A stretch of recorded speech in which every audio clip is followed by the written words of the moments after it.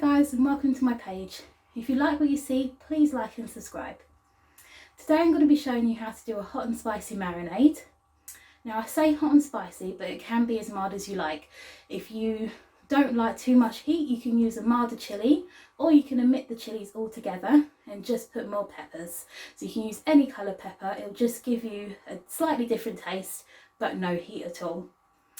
The ingredients that we use for this, there are quite a few different ones, but it is small quantities of those ingredients, and the only equipment that you'll need is a food processor or a NutriBullet. It depends on how fine you like your marinades to be.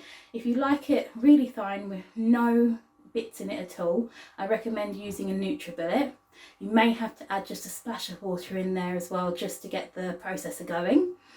But if you, like me, like to have a few bits in your marinade, you can sort of see what you've put in there, I recommend using a food processor. You can blitz it for as long or as little as you like, but definitely a food processor if you like to see little chunks in there. This marinade can go with anything. You can put it with veggie meals, you can put it with meats, you can, if you put it with meats, you can put it on the grill, put it in the oven. I like to also put it on salads, so keeping it raw. The longer you leave it after you've made it, the more the depths of flavours marry together. I like to leave it for a couple of days just in the fridge to really come together. You can definitely taste the difference. If you taste a little bit of it on the day that you make it, leave it for a couple of days and then give it a taste, you'll definitely notice the difference. That's just something I like to do, but it's just as good on the first day as well. If you just want to make it in a hurry and you want to use it that day, that's perfectly fine as well. Let's get to it. Okay, so we'll start with the half a pepper.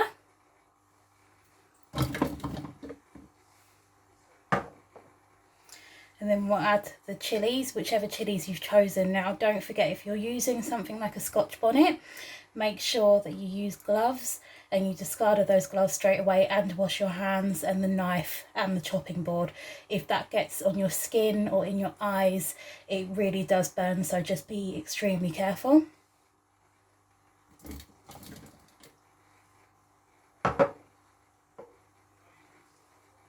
So we've got about half a cup of coriander here. I've just lightly chopped that, stems and all. So I use the stems, there's so much flavour that goes into that. And because this is all going to get blitzed, you won't get sort of big chunks of stalk in your mouth.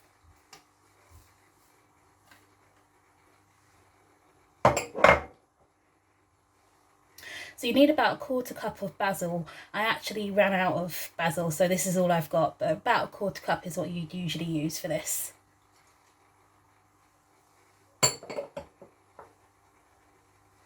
I've got half a small red onion, just lightly chopped that as well. I absolutely love garlic, so I've got 4 chopped cloves of garlic. You can use more if you like, even more, and you can also use less if you're not too much of a fan. Now, because this is raw garlic, it does have its own heat to it, so if you like a bit of spice but not too much, I'd say use 1 less chilli than you usually would to the ratio of garlic, because this does, as I say, have its own heat to it, especially if you have a really strong garlic. This is the smoked paprika that I use. I'm not a fan of smoked paprika. I only use just a tiny little bit, about this much, I'd say, goes into it. It's got such a strong, pungent taste that you really don't need a lot at all. I've got my sea salt here. So go in with quite a generous pinch of the salt.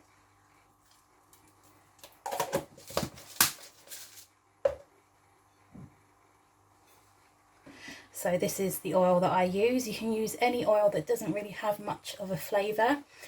So vegetable rapeseed as I'm using. You need quite a generous glug of that.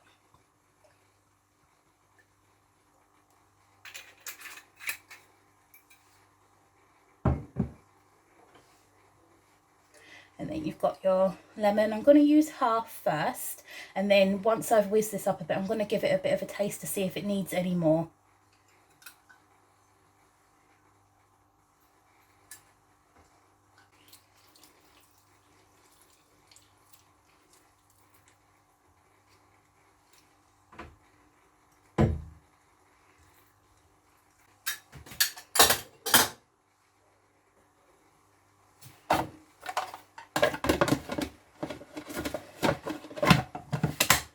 So as you can see, that's really, really quick. The longest part really is the prep, just so chopping everything up.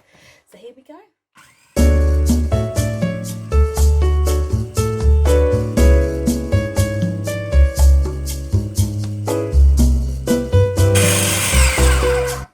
Okay, so when it gets to this sort of consistency, you just want to stop here, open up your lid, and you just want to make sure that you push down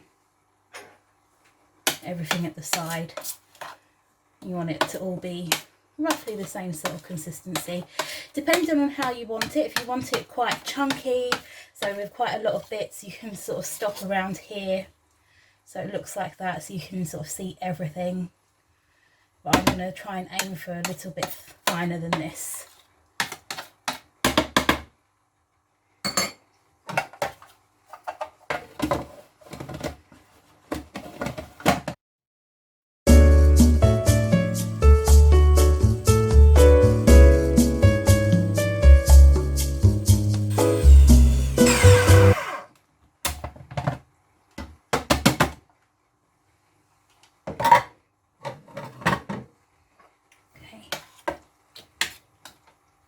So as you can see, it's quite a thin consistency now.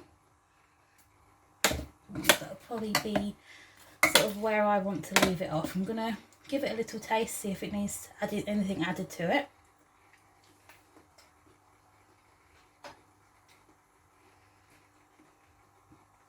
That's really nice. It's got just a small kick to it from the Scotch bonnet, which is really lovely. I think as you eat more, it'll get hotter and hotter, but it's not blow your head off hot. And you can taste the onion, you can taste the acidity from the lemon, you can also taste the garlic, so it's really, really flavoursome.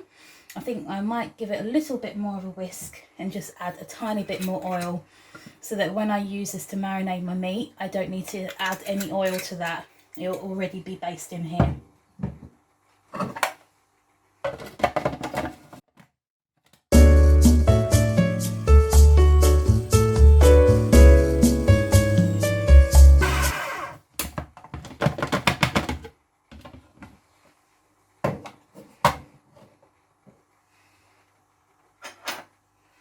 Really wish that you guys could smell the smells that's coming off of this. So this is the texture consistency that I've got here. So you can still see most of the ingredients, but it's not going to be massive chunks when you put it onto your food. Now, as I said, this can go with anything. You can put it with meat. If you like just to have sort of a bit of a hot sauce at the side of your dish, you can use it for that. It can stay in your fridge, I'd say, for up to 5 days.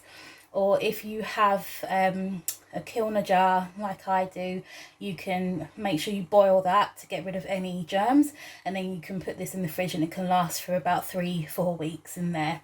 So yeah, it's very, very versatile. It's got a really lovely flavour to it that'll just keep improving as you leave it to marinate for even a night. You'll see the difference the next day. Thanks so much for watching, guys. If you end up making this, please let me know down in the comments what you think.